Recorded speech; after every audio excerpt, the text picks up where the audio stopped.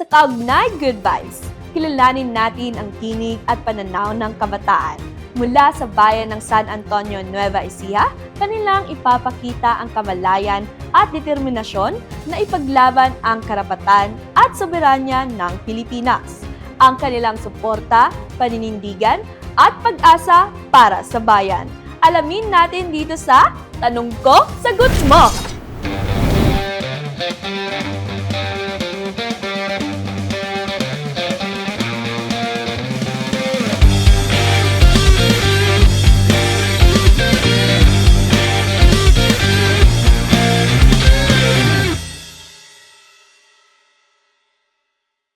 Magandang araw, pamilyang kaugnay! Madalas nating marinig na ang kabataan ang pag-asa ng bayan. Pero ang tanong, hanggang pag-asa lang ba sila? O sila rin ang gumagawa ng aksyon para sa bayan?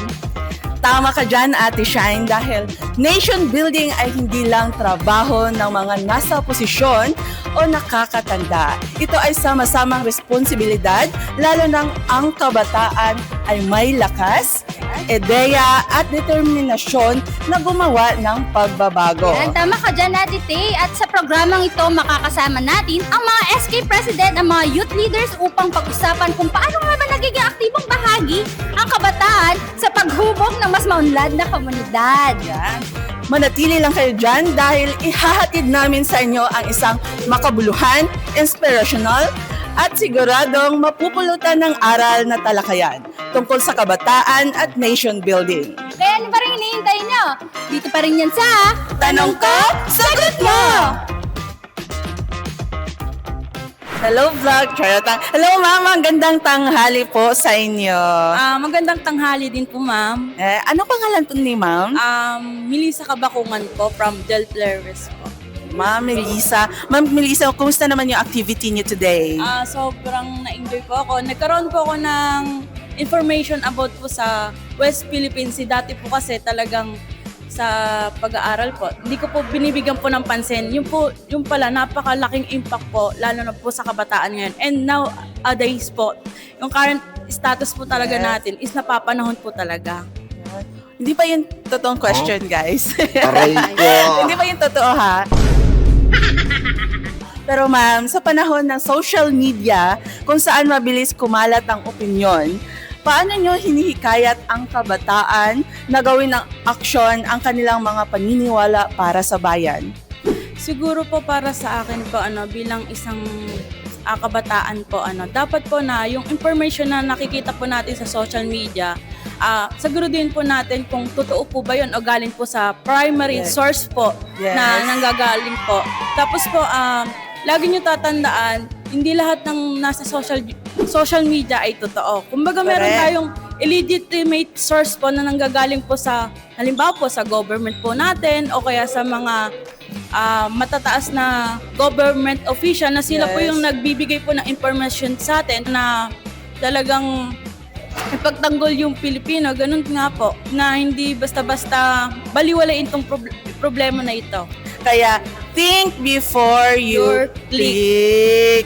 Maraming salamat po sa inyong presensya ngayon, ma'am. May munti po kaming regalo from 7th Infantry Kaugnay Division. Pasalamat din po ako sa inyo kasi at meron na naman pong karagdagan sa natutunan po sa amin bilang pong kabataan po ng Del Pilar West. Yan. Maraming salamat din sa inyo, ma'am.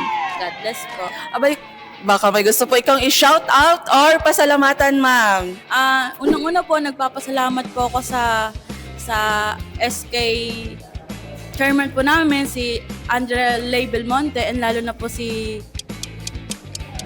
Laido po na sinama po ako dito. Ayan, andito muli tayo. Magandang tanghali. Sir, anong pangalan nila, sir?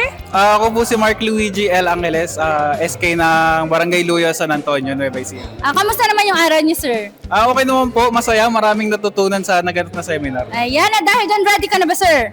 Ready na po. Ayan.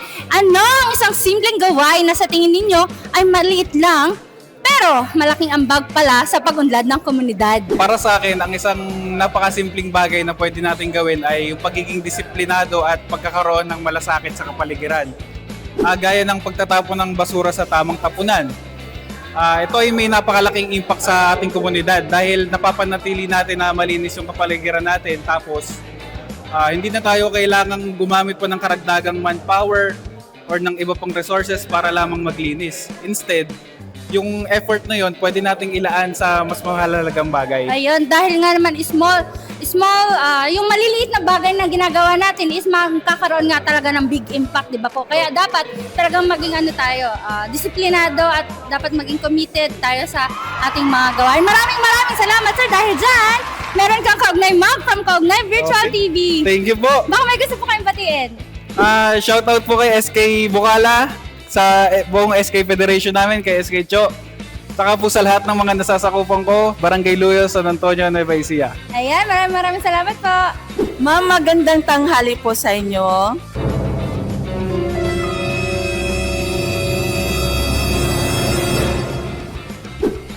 Hello, magandang tanghali din. Ma'am, anong pangalan po natin? My name is Ella Padilla. Wow! Artistahin, no? Sa mukha pa lang, sa pangalan pa lang, Thank you po. wala na, uwian na. Ma'am, ready ka na ba sa ating katanungan? Yes po, ready na po. Yan, ready na si ma'am. Ma'am, kung may kapangyarihan kayong maglunsad ng isang proyekto para sa kabataan sa buong bansa, ano ito at bakit? Okay, so we're talking about national. So I think the best thing I can do is to conduct a workshop. Like aside from seminars, like Yes. we are about to enlighten all of those youth. Through workshop, matitrain din po yung mga kabataan, not just enlightenment, but also matitrain din po sila regarding this issue. Dahil dyan, ma'am, may Kaugnay Mug ka Thank from you Kaugnay po. Virtual TV. Baka may gusto ikaw i-shout out or pasalamatan. Shout out po kay Bokala, sa aking best friend, and sa inyo po lahat ng Philippine Army. And I would also like to congratulate you all po for this successful event. Ayan, magandang tanghali po. Anong pangalan nila, sir? JM po. Ayan, from what chapter po? San Antonio po. San Antonio. Sir, ito na ang katanungan ko. Ready na po ba sila? Opo. Sigurado ka, sir? Opo. Talaga namang pinag-isipan mo mabuti to, ha? Ito na po ang katanungan ko. Kung ang nation building ay parang pagtatayo ng bahay, anong pundasyon ang dapat unang itayo ng kabataan?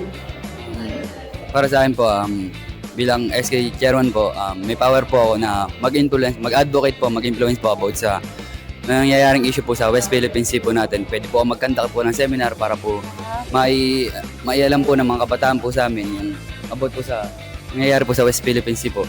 Yun lang po, thank you po. Ayan, maraming salamat. Dahil dyan, sir, meron kang Kaugnay Mug from Kaugnay TV. Baka may gusto po kayong batiin, sir. Pinabati ko po yung SK President po namin si Bocala Armera, Kate Cruz, tsaka po yung mga ka-SK Chairman ko po. Ayan, Salamat po. maraming salamat po. Thank you, sir.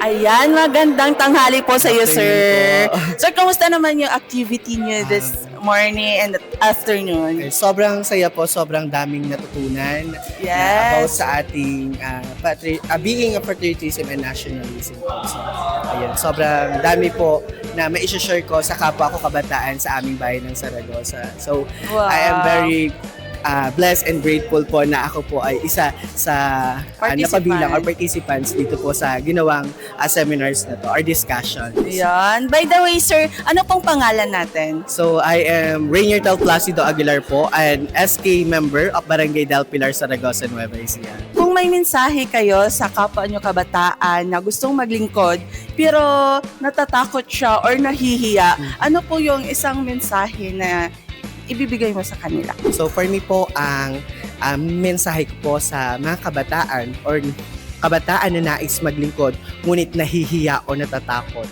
ay huwag kayong matakot subukan.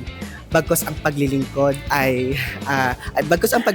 nagsisimula sa maliit na hakbang hanggang sa makatulong sa kapwa mo.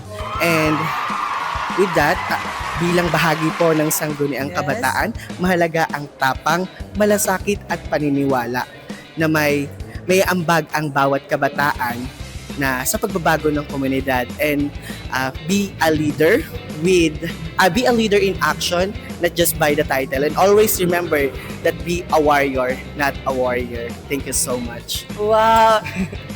Corona! Nasa kanya na po ang corona. Alright. At Thank you, dahil dyan, sir, no, hindi mo man itatanong sa akin, naging SK din ako sa aming barangay, ano.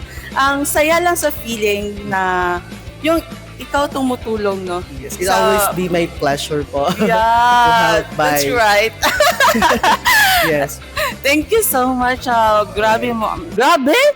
Ang ganda mong kasagutan, sir. May munti po kaming regalo para sa'yo. From Kaugnay Virtual Alright. TV.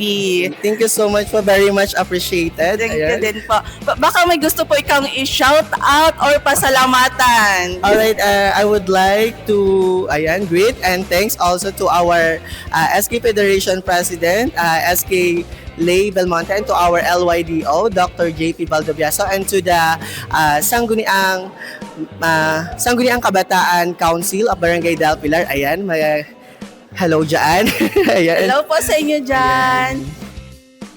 At ayan na nga, maraming salamat sa ating SK President at mga youth leaders sa pagbabahagi ng kanilang mga ideya, karanasan at inspirasyon tungkol sa papel ng kabataan sa nation building. Naway magsilbi itong paalala na ang kabataan ay hindi lamang pag-asa ng bayan, kundi aktibong katuwang sa paghubog ng kinabukasan ng ating bansa.